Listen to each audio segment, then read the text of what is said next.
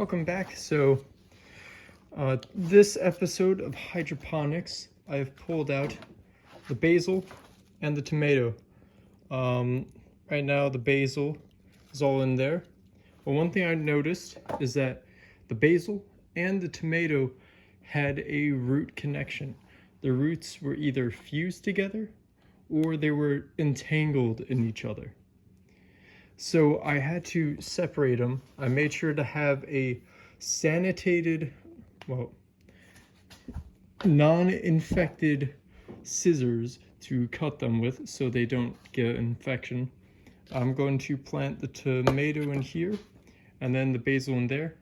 My idea is that they will be better off in here, considering the basil is the height of the hydroponic system and the tomato over here is not growing any taller and is not doing as well.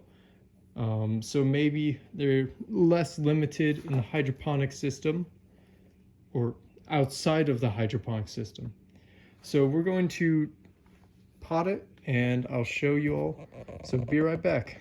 Okay, so I just got unclipped and all that and out of the root cage.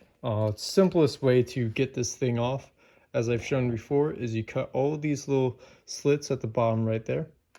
And then you cut right there. I'm just using a regular scissors. As long as you use the backside, you should be able to apply enough force to cut it. But if you look here, right, if it'll focus, right there where my finger's at, that is an adventitious root.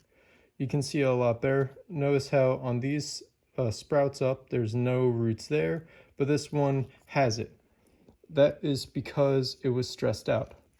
So I'm going to see if I can maybe separate these a little bit more. And if not, it's okay. If I can though, that's better for the plant. I'm actively running out of potting soil right now. This is the pot for the tomato and I put it over here so it won't be dried out in the process. Well, I'll show you all when I get back. Okay, so now that is one of two done and this one's potted. I am scraping the bottom of the potting soil so it looks more like a mound here. I'll maybe find some more soil somewhere else to fill in some of the gaps, but for now that's what I got. Now it's time to cut the slips and plant it. Okay, so it's now off and I just thought of this. I have a little bit of this rooting mixture but also has mycorrhizae in it, which will help develop some stronger roots. So I'm going to put some of those, a little bit of the powder on the roots. So hopefully that'll make the relationship between the fungi and the plant's roots and it will start to grow better.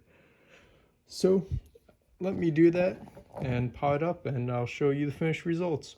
All right, so this is the finished results. Now all I have to do is water them. And hopefully they should do a lot better. And of course, water will make the soil settle a little bit more. A little bit of root. One sad thing, which I realized that was happening in the process, is all this root right here disconnected from the main root system. So that's a bummer, but at least I have root samples now. I'll just dry these out and take a look at them. All right, well, that's all for today's video. See you all next time.